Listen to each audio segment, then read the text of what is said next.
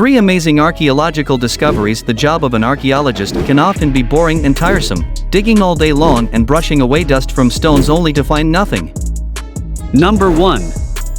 Between 1450 and 1600, ancient Rome began to emerge from beneath the shapeless pastures and deserted hills of the ancient city.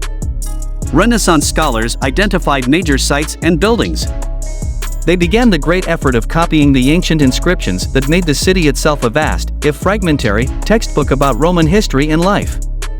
By the middle of the 15th century, scholars in the Curia like the brilliant architect Leon Battista Alberti and the erudite scholar Flavio Biondo knew the ancient city better than anyone had for 1,000 years. Artists recorded the ruins that survived, broken and ivy-covered, and reconstructed the original palaces and temples in all their crisp-edged glory. Architects tried to grasp the rules and methods of the Roman builders. When ancient works of art, like the Laocoon, came to light, they immediately became famous and influential, finding prominent places in the sculpture collections that adorned the Capitoline Hill, the Belvedere Court of the Vatican, and many private houses. Drawn and printed images of them circulated throughout Europe, and scholars and artists made pilgrimages to Rome to see them. Number 2.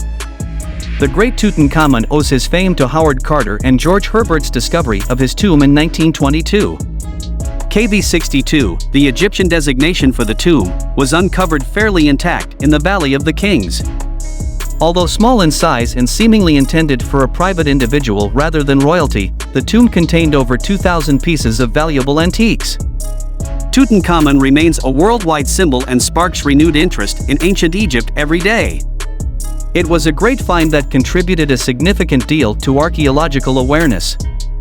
Most of the tomb's goods were sent to the Egyptian Museum in Cairo and are now in the Grand Egyptian Museum in Giza, although Tutankhamun's mummy and sarcophagus are still on display in the tomb. Flooding and heavy tourist traffic have inflicted damage on the tomb since its discovery, and a replica of the burial chamber has been constructed nearby to reduce tourist pressure on the original tomb. Number 3. The Terracotta Army is a mesmerizing collection of terracotta sculptures depicting the armies of China's first emperor, Qin Shi Huang. It's an example of funerary art made with the symbolic intention of protecting the emperor in his afterlife.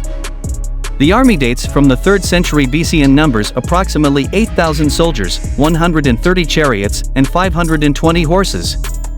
It tells us a lot about how Chinese soldiers were equipped at the time, the weapons they used, and the clothes they wore.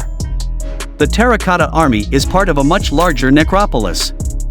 Ground-penetrating radar and core sampling have measured the area to be approximately 98 square kilometers. The necropolis was constructed as a microcosm of the emperor's imperial palace or compound, and covers a large area around the tomb mound of the first emperor. The earthen tomb mound is located at the foot of Mount Li and built in a pyramidal shape, and is surrounded by 2 solidly built rammed earth walls with gateway entrances.